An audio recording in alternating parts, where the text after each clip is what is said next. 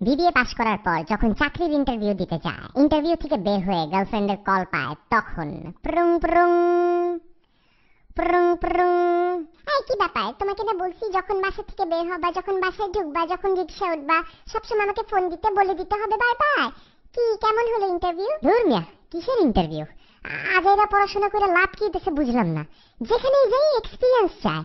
সারা জীবন শুনছি চাকরিতে সার্টিফিকেটের প্রায়োরিটি বেশি, এখন দেখে খালি এক্সপিরিয়েন্সই চায় সবাই। কি বলতেছে আবলতা বলে সব? এর মানে তোমার চাকরি হয় নাই? তুমি চাকরি না পেলে কিভাবে আমার বাবা মায়ের সাথে কথা বলবা? আল্লাহ, আমাদের বিয়ে হবে কিভাবে? রাখো তোমার বিয়ে, এখানে এক্সপিরিয়েন্সের অভাবে চাকরি পাইতেছি না, আর তুমি আছো বিয়ে নিয়ে। যেই বেটা ইন্টারভিউ নিছে সেও তো তোমার বাপের বয়সী, এর মানে তোমার বাপও তোর মতন হবে। তোমার বাপের কাছে গেলেও তো আমারে জিজ্ঞেস করবে, আমার মেয়েকে যে বিয়ে করতে আসছো এক্সপিরিয়েন্স আছে আগে? কি তুমি আমার বাবাকে নিয়ে মজা করতেছো? ছোট লোক একটা। চাকরি করে তো বড় লোক হইতে চাইছিলাম, কিন্তু এটাও তো এক্সপিরিয়েন্সের অভাবে আমাকে ছোট লোকই বানায় রাখতেছে। আমার দোষ নাকি?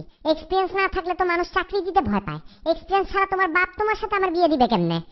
এর জন্য তো ভাবতেছি তোমাকে বিয়ে করার আগে 3-4টা বিয়ে করব, লাগলে আরো 10টা করব।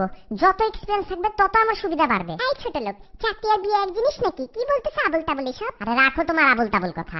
দেখতেছো না চারিদিকে ডিভোর্সের রেট বাড়তেছে? কেন বাড়তেছে? কারণ এক্সপিরিয়েন্স নাই। এইসব কচি কচি পোলা মাইয়া এক্সপিরিয়েন্স ছাড়া বিয়ে করে, তারপর গিয়ে লাস্টে ডিভোর্স দেয়। টিকে না, এক্সপিরিয়েন্সের অভাব যে।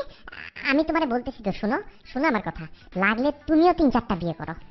অবশ্য তোমরা মেয়ে মানুষটা এমনি পাকা, 3-4টা না করলেও চলবে। এক্সপিরিয়েন্স তো খালি আমাদেরই লাগে। রাখি আমি, অসহ্য লাগতেছে তোমাকে, আহাম্মক একটা।